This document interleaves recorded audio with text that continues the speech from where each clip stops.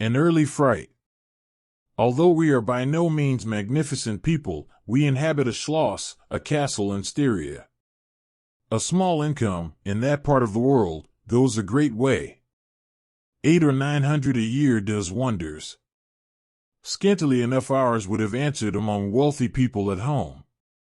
My father is English, and I bear an English name, although I never saw England.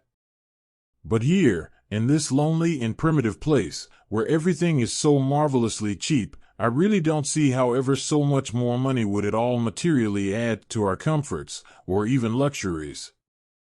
My father was in the Austrian service, and retired upon a pension and his patrimony, and purchased this feudal residence, and the small estate on which it stands, a bargain. Nothing can be more picturesque or solitary. It stands on a slight eminence in a forest. The road, very old and narrow, passes in front of its drawbridge, never raised in my time, and its moat, stocked with perch, and sailed over by many swans, and floating on its surface white fleets of water lilies. Over all this the schloss shows its many-windowed front, its towers, and its Gothic chapel. The forest opens in an irregular and very picturesque glade before its gate, and at the right a steep Gothic bridge carries the road over a stream that winds in deep shadow through the wood. I have said that this is a very lonely place. Judge whether I say truth. Looking from the hall door towards the road, the forest in which our castle stands extends 15 miles to the right and 12 to the left. The nearest inhabited village is about 7 of your English miles to the left. The nearest inhabited schloss of any historic associations is that of old General Spielsdorf, nearly 20 miles away to the right. I have said the nearest inhabited village, because there is, only 3 miles westward, that is to say in the direction of General Spielsdorf's Schloss, a ruined village, with its quaint little church, now roofless, in the aisle of which are the moldering tombs of the proud family of Karnstein, now extinct, who once owned the equally desolate chateau which, in the thick of the forest, overlooks the silent ruins of the town. Respecting the cause of the desertion of this striking and melancholy spot, there is a legend which I shall relate to you another time.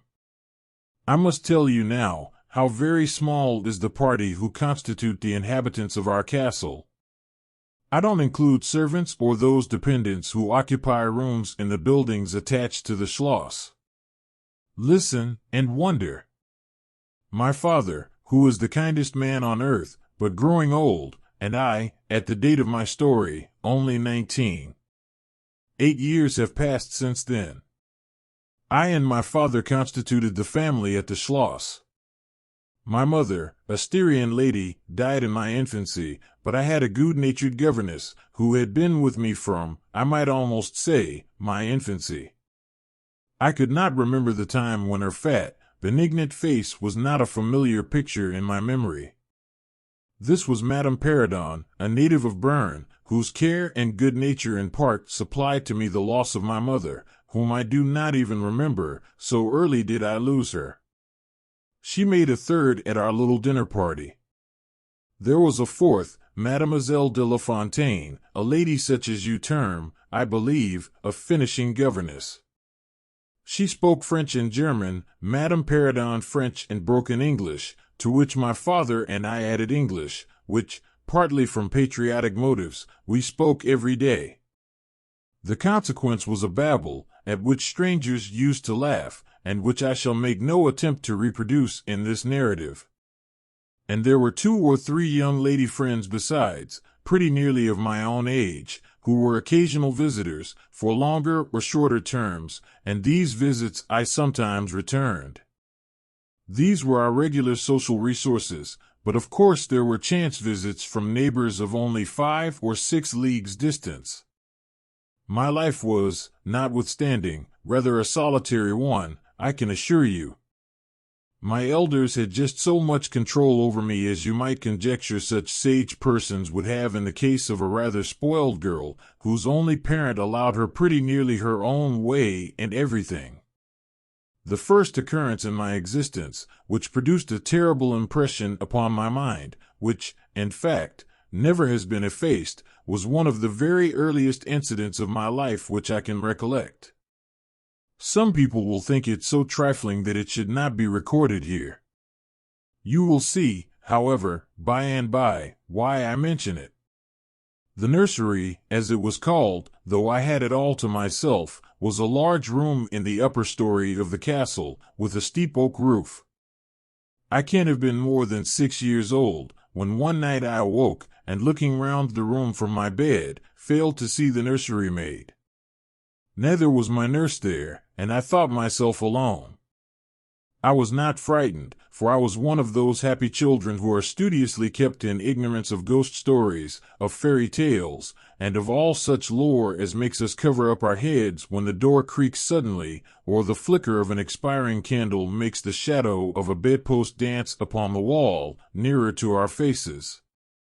I was vexed and insulted at finding myself, as I conceived, neglected, and I began to whimper, preparatory to a hearty bout of roaring, when to my surprise, I saw a solemn, but very pretty face looking at me from the side of the bed. It was that of a young lady who was kneeling, with her hands under the coverlet. I looked at her with a kind of pleased wonder, and ceased whimpering. She caressed me with her hands, and lay down beside me on the bed, and drew me towards her, smiling. I felt immediately delightfully soothed, and fell asleep again. I was wakened by a sensation as if 2 needles ran into my breast very deep at the same moment, and I cried loudly.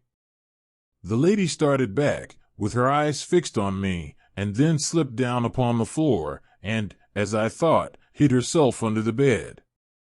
I was now for the first time frightened, and I yelled with all my might and main.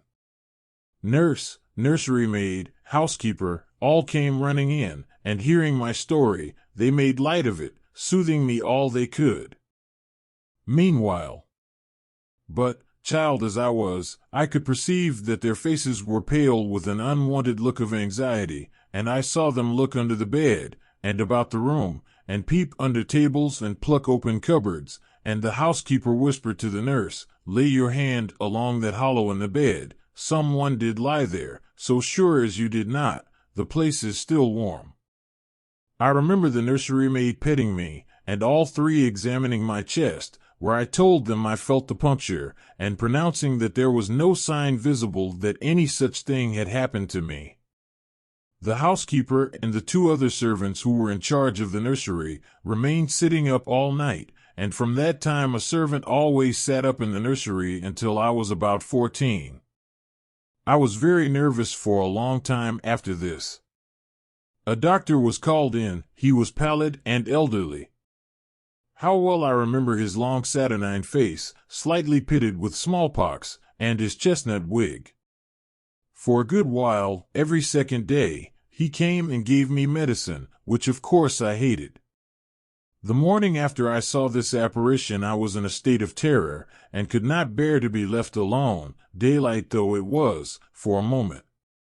I remember my father coming up and standing at the bedside, and talking cheerfully, and asking the nurse a number of questions, and laughing very heartily at one of the answers, and patting me on the shoulder, and kissing me, and telling me not to be frightened, that it was nothing but a dream and could not hurt me. But I was not comforted, for I knew the visit of the strange woman was not a dream, and I was awfully frightened. I was a little consoled by the nursery maid's assuring me that it was she who had come and looked at me, and lain down beside me in the bed, and that I must have been half dreaming not to have known her face. But this, though supported by the nurse, did not quite satisfy me. I remember, in the course of that day, a venerable old man, in a black cassock, coming into the room with the nurse and housekeeper, and talking a little to them, and very kindly to me. His face was very sweet and gentle, and he told me they were going to pray, and joined my hands together, and desired me to say, softly, while they were praying, "Lord, hear all good prayers for us, for Jesus' sake." I think these were the very words, for I often repeated them to myself, and my nurse used for years to make me say them in my prayers.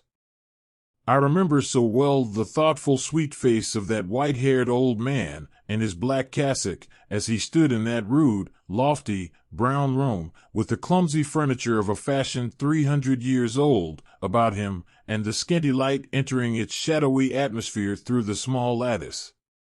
He kneeled, and the three women with him, and he prayed aloud with an earnest, quavering voice for, what appeared to me, a long time. I forget all my life preceding that event, and for some time after it is all obscure also, but the scenes I have just described stand out vivid as the isolated pictures of the phantasmagoria surrounded by darkness.